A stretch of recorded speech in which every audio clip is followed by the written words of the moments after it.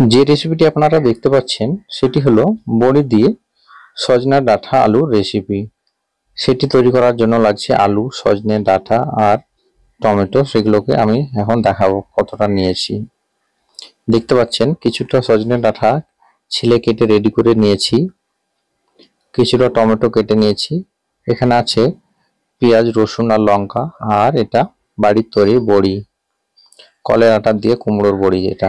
আর এখানে আলুটা লম্বা লম্বা করে কেটে নিয়েছি পাতলা করে। এখন সেটি তৈরি করার জন্য কড়াই বসিয়ে দিয়েছি। সেই কড়াইতে সরিষার তেল দিয়ে দিলাম। তেলটা গরম হলে বড়িগুলোকে ফ্রাই করে নেব। দেখতে পাচ্ছেন বড়িগুলো একদম ভিতর একদম ফাঁপা আছে, এগুলো খুব তাড়াতাড়ি সিদ্ধ হয়ে যায়।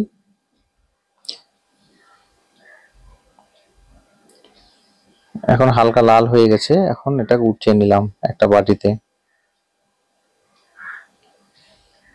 সেই কড়াইতে আবার তেল দিয়ে দিব।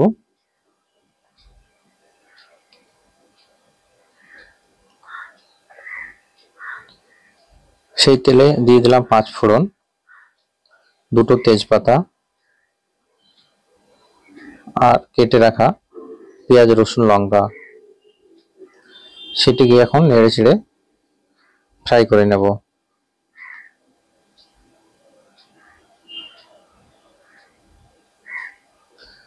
দেখতে পাচ্ছেন পেঁয়াজ মোটামুটি 50% হয়ে গেছে ফ্রাই করা। এখন এখানে কেটে রাখা আলুটা দিয়ে দেব। পেঁয়াজটা একদম লাল করলে আবার আলু ভাজার সময় পুড়ে যেতে পারে, তাই মিডিয়াম লাল করতে হবে, তারপর আলুটা দিয়ে দিতে হবে।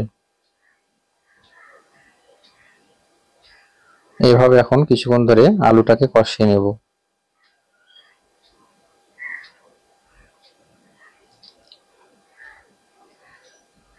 তারপর দিয়ে দিলাম এখানে কেটে রাখা সজনে ডাঁটা,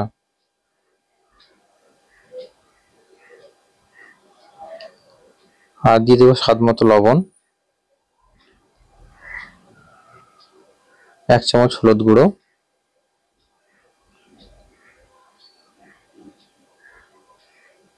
1 চামচ ধনে গুঁড়ো আর 1 চামচ জিরে গুঁড়ো। এখন নেড়ে চেড়ে ভালো করে মিক্স করে নেব। এইভাবে ধীরে ধীরে সবজিটাকে কষাতে থাকতে হবে।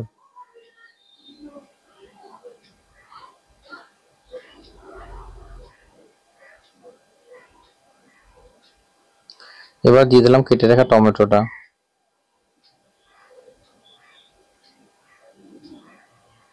এই মতো অবস্থায় ধীরে ধীরে নাড়তে থাকতে হবে, না হলে যেহেতু মশলা দেওয়া হয়ে গেছে সেক্ষেত্রে লেগে যাওয়ার চান্স থাকে। তাই এখন আমি ধীরে ধীরে নাড়তে থাকবো। নেড়ে নেড়ে সবজিটাকে ভালো করে কষিয়ে নেব। সবজিটা যতটা কষানো হবে সবজির টেস্টটা ততটা বেশি হবে।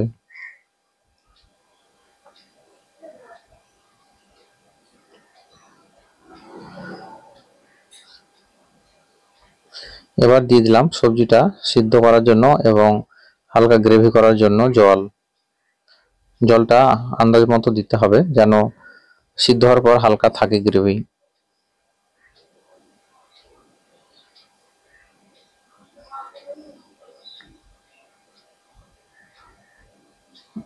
এখন সবজিটা সিদ্ধ করার জন্য কিছুক্ষণ রেখে দেব। আপনারা চাইলে এটা ঢেকে ঢেকেও সিদ্ধ করতে পারেন, তাড়াতাড়ি হবে। তাছাড়া এমনিতে হবে, একটু দেরি হবে। আলু সিদ্ধ হয়ে গেলে বড়িটা উপর থেকে দিয়ে দিতে হবে। বড়িটা যেহেতু একদম ফাঁপা, সিদ্ধ খুব তাড়াতাড়ি হয়ে যায়, তাই সব শেষে দিচ্ছি। যদি বড়ি কারো কিনা থাকে বা সিদ্ধ দেরি হয় সেক্ষেত্রে আরো একটু আগে দিতে হবে, কিন্তু আমাদের বড়িটা যেহেতু আগে সিদ্ধ হয়ে যায় তাই আলু সিদ্ধ হওয়ার পর দিচ্ছি বড়িটা। দেখতে পাচ্ছেন তারপর বড়িগুলো ভেঙে যাচ্ছে, একদম সিদ্ধ হয়ে যাচ্ছে তাড়াতাড়ি।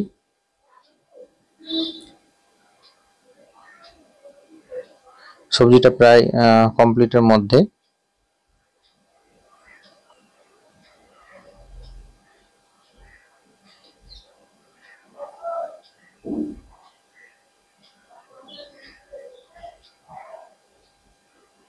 দেখতে পাচ্ছেন জলটা কমে এসছে, গ্রেভিটা একটু ঘন হয়েছে। এবার সবশেষে একটু সবজি মশলা ছড়িয়ে দিলেই রেডি হয়ে যাবে।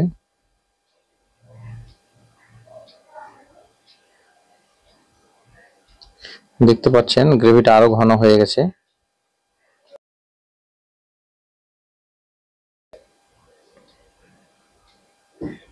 দেখতে পাচ্ছেন বড়িগুলো একদম সিদ্ধ হয়ে গেছে, ভেঙে যাচ্ছে, বেশি নাড়লে ভেঙে যাবে, তাই সেভাবে এখন নাড়া যাচ্ছে না, হালকাভাবে ঝাঁকিয়ে দিচ্ছি। সবজিটাও সিদ্ধ হয়ে গেছে খুব সুন্দরভাবে। এই ছিল আজকের রেসিপি।